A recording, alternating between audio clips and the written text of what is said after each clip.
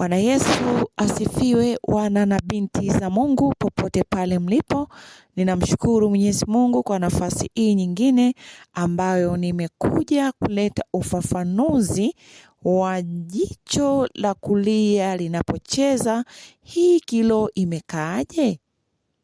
Najua wewe msikilizaji ambaye unanisikiliza, huenda hali hii imekukumba au itakuja kukukumba.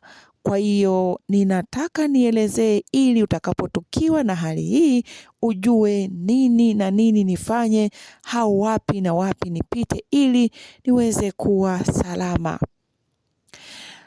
Mungu ni mwaminifu katika wanadamu na aliweka ishara mbalimbali pia katika miili yetu, ili tukizitambua zile ishara tusiweze kwenda kuumia au kupotea, kwa sababu Mungu wetu anatupenda sana.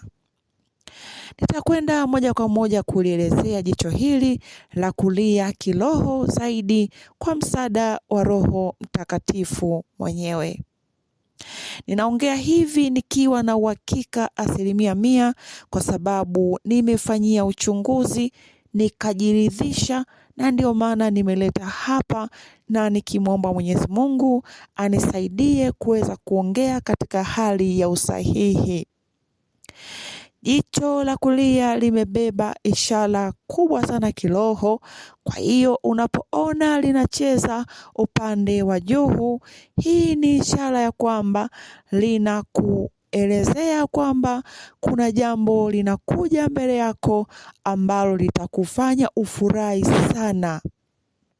Wenda kuna mipango ambayo unaipanga, basi linakuelezea kwamba utafurahi sana. Yani itakamilika, utafurahi. Wenda hakuna mpango wote uliopanga, ujui hili wala lile, basi hiyo ni ishara ya kwamba inakuelezea kwamba kuna surprise itakuja kwenye maisha yako ambayo hukuwahi kuidhania, au utakutana na mtu ambaye atakufurahisha sana, atakupa furaha sana, atakupa faida sana. Yani kiujumla, jicho upande wa kulia, upande wa juu, hiyo ndio maana yake ya kwamba linawakilisha furaha. Kuna jambo litakufurahisha, litakupa amani, litakuletea mwanga katika maisha yako. Mimi hilo nimethibitisha kwa sababu nimekuwa nikitukiwa na hali hiyo. Baada ya wakati fulani unaokuja mbele yangu, lazima nitafurahi sana. Lazima kuna jambo linakuja ambalo litanifanya moyo wangu ufurahi sana. Kwa hiyo nimekuwa na uhakika, na ndio maana nikaleta mahali hapa kwa msaada wa Roho Mtakatifu mwenyewe.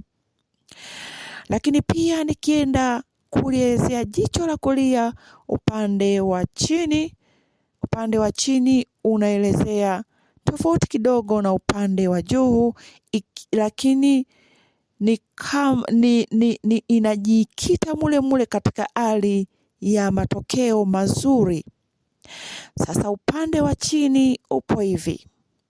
Huenda wewe unayenisikiliza kuna mipango ambayo umepanga kuifanya, au kuna jambo, au kuna mada, au kuna ujumbe, au kuna wazo la biashara umeliwaza kulifanya, lakini bado hujalifanya. Kwa hiyo hapo wakati unaendelea kuwaza, jicho lako utaona linacheza sana upande wa chini.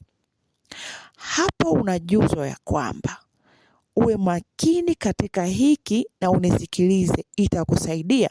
Kwa sababu mimi niliweza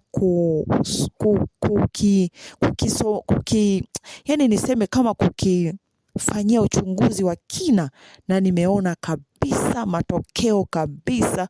Mungu anayenisikia ni shahidi.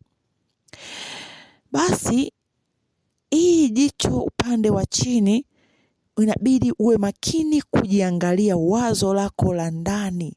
Na mara nyingi ni kwa wale watu ambayo wanaamka kiroho, yani roho zao zinakuwa ziko very fast, yani ziko yaani ziko sijui niseme kitu gani, lakini wewe uliye rohoni utakuwa umenielewa. Hapo itakuwa linakujuza ya kwamba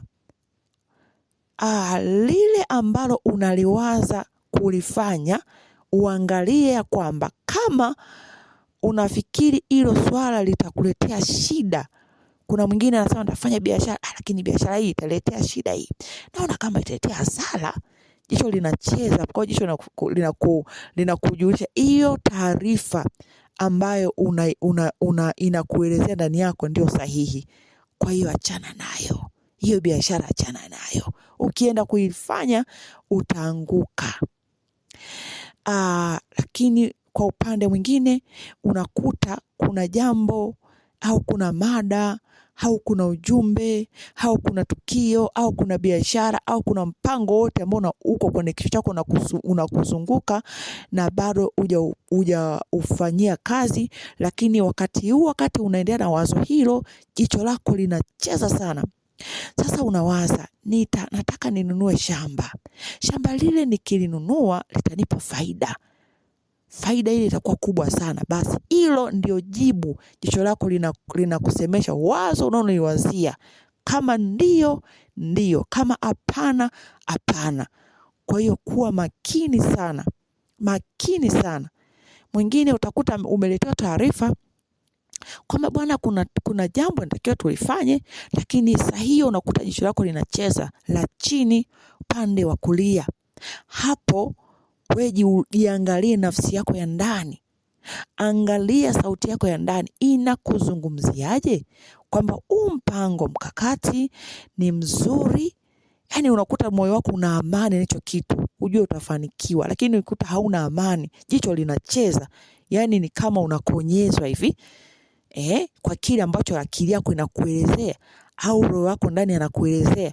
Kwa hiyo kile ambacho unakuwa kimekuja saa hiyo, hicho ndicho sahihi. Na mimi nimeshuhudia, nimefanyia kazi hivyo vitu, kwa kweli nina uhakika 100% ya kwamba unaenda kupata lile ambalo umeliwaza. Ukilitenda au ukiliacha utakuwa na furaha sana. Utakuwa na furaha sana. Mwingine aliniambia kwamba alikuwa anasafiri. Basi alipokuwa anasafiri akaona gari inakuja. Pale akasema gari imekuja, bora nipande hii gari. Lakini pale jicho likaanza kucheza upande wa kulia chini. Pale akakumbuka ya kwamba hii ni ishara ambayo yaani ile gari ambayo, lakini anasema gari ilipokuwa inasogea akaanza kuwaza kwamba mbona hii gari kama sielewi. Hii gari mbona sijawahi, yaani akawa na vimaswali ambavyo vinamletea hali ya kukataa. Kweli ile gari akaiacha ipite. Akasema basi ngoja niendelee kusubiri hapa. Ingawa naona kama nimechelewa, basi kwa sababu naona kabisa moyo wangu unakata, jicho ndio limekazana linacheza. Kwa hiyo akaliacha lipite. Alivyoacha tu lipite, lile jicho lake likaacha kucheza. Lakini baada ya masaa 2 mbele ilivyopanda gari la nyuma kwenda mbele, kuta gari imepata ajali mbaya, watu wameumia. Kwa hiyo ilikuwa ni ishara ya kwamba usipande hilo gari. Na yeye kweli ilipokuwa likikaribia ile gari, alianza kuwaza moyoni mwake ya kwamba ili gari mbona kama sielewi, yaani roho yangu inakatakata nisipande. Basi akafuata sauti ya ndani, lakini ile ishara ya jicho ilikuwa na nini, kengele ya kwamba hicho unachokiwaza ndicho sahihi. Basi nitapenda kuongea kwa ujumla huu ya kwamba unapoona jicho upande wa chini linacheza, yani angalia kile ambacho kinaongea ndani yako. Kama ndio, tenda. Kama sio, acha. Utakuja kunishuhudia na kunishukuru kwa kusikiliza video hii. Basi mpaka wakati mwingine, ninamshukuru Mwenyezi Mungu. Shalom shalom. Barikiwe na Bwana Yesu popote pale mlipo.